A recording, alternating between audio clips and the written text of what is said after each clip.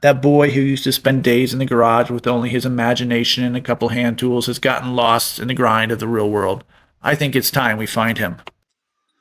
Today's woodworking project starts with this, because Betty Blue got a new pair of shoes. Eddie and the Cruisers, both 1 and 2, have been going round and round in my head the last few days, and I don't mind. The Dark Side, Garden of Eden, Some Like It Hot, so many good songs. John Cafferty and the Beaver Brown Band. All right, let's feed the wind. You need one board, just one board today. And I'll be using another one of my Betty Lou's Blues. Probably only half of it though. A 1x6 is a minimum I would suggest, and a 1x8 being ideal. If you've watched my channel from the beginning, you may have seen the first version of today's build. Although it only had like 900 views, so probably not. But I have always wanted to revisit it because there were a couple things I left undone. And I've always wanted to go back and give them a try. Now, I'm just tracking down my grain patterns here for the rough cuts. I want the front to be pretty clear. No major knots, no major variations in the grain. The sides, I'm not concerned with. In the back, the top half needs to be clear as well. We have some curves we're going to put in there, and I don't want them to fall in the middle of any knots. We also want to save a couple inches just above the back for a little glue up thing I got going on. That way, we have a fighting chance to blend the grains together as we stack the boards.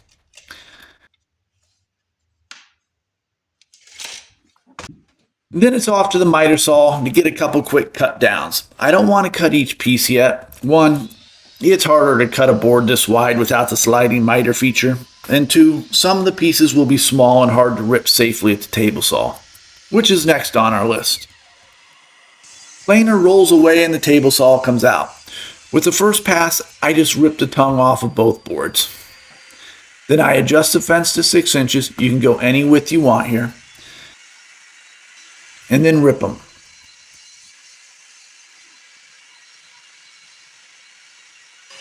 Then we hop back to the Delta and cut them to size. This girl's old. I've been married 30 years now, so I'm guessing 25, 28 years or so. Time has a way to blend it all together lately though.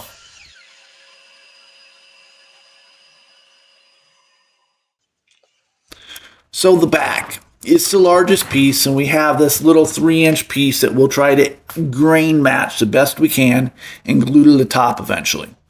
The front looks good, and the sides, I'm going to jump back to the table saw real quick and rip the board down the middle, right at the 3-inch mark for the sides. And I'm liking it.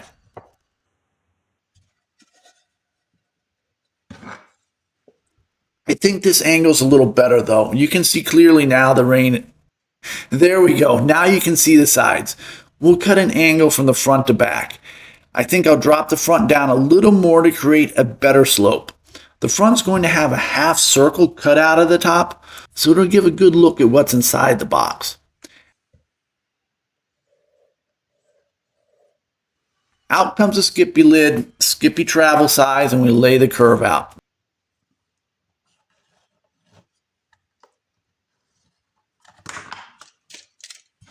Now, for the back, we'll take the same lid, which will give us the same lines as the front, and trace it in the center. Using the side pieces, I mark out their locations and work out the angles to get from the top to the sides. I want the handle to be 1.5 inches wide so it won't snap. Pleased, I trace the topmost circle to one of the 3-inch pieces.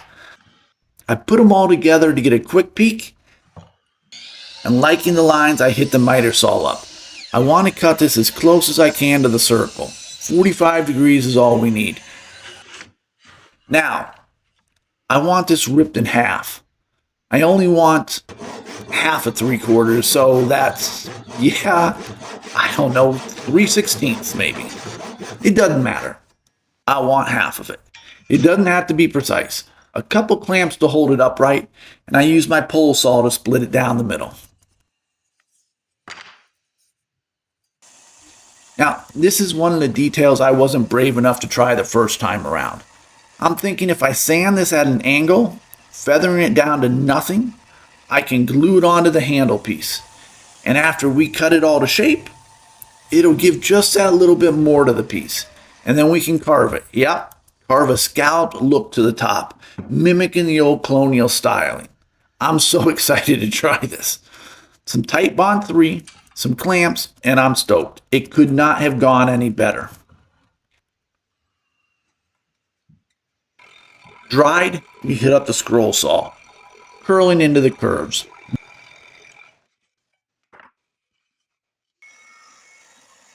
Then the wen, sanding the curves into symmetry. The skippy lid is perfectly aligned with the sander's curve, so it goes real smooth.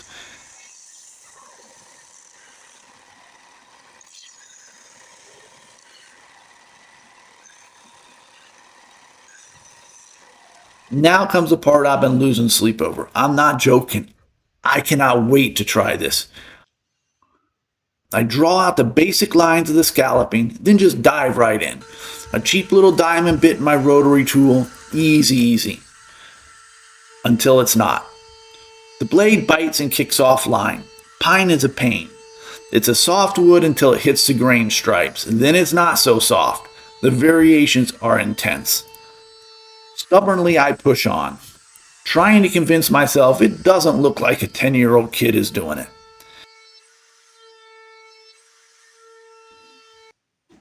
Then I hit the sander up, trying to smooth that glue up a little and touch up the carving, and yeah, it's not going to work. I'm pissed, disgusted, frustrated, and I bail. I sand the whole thing down. It's my own fault. I hadn't even practiced the scalloping, just thought I could sit down and carve my way through it. But that's one detail that I'll have to wait until the next time I build it. I take a few minutes, regroup, and cut out the half circle for the front, then sand it smooth.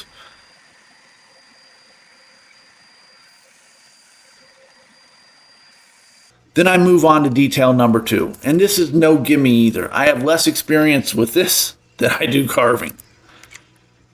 For those of you who've been around since my very first video, you know I've always wanted to try a laser engraver. And thanks to Monport, I can. They sent me this beauty, the Reno45W Pro, and wow. When I thought of lasers, I thought of thin Baltic plywood, burnt edges, and cheesy portraits engraved on cheese platters. But still, I always thought I could use it to add little details, swirls and curves to my builds, highlighting some lines. But it's so much more. Look. You can take this to this to this. And this, come on, can you see the detail? The dithering, the depth of the burns? It's 3D. I'm blown away. And this is just from a couple hours of learning. Look, I'm not a laser channel, but I like to design, build, make, and create. I want to learn and try anything and everything. Look, I'm not going to tell you to run out and buy one. It's $1,300. You don't drop that kind of change on a whim. No, you think about it. But if you're looking at lasers, want to upgrade from a diode or more production for your business, I urge you to give Monport a look. There's a link in the description. You can burn wood, acrylic, glass, metal, leather.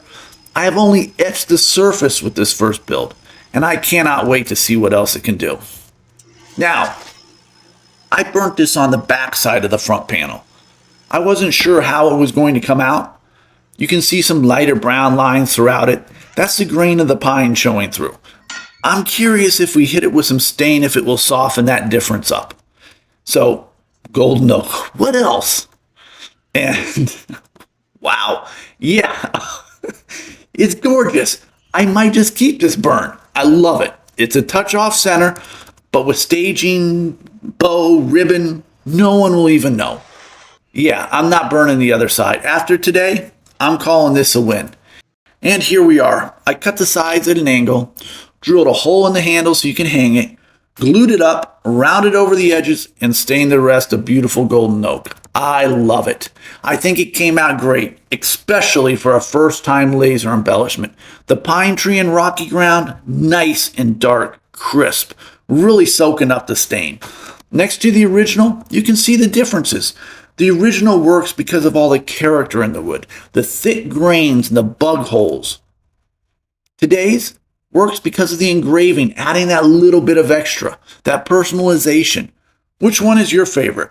As always, thanks for watching and taking 15 minutes to build with me. Please like, comment, and subscribe. Anything and everything. Until the next time.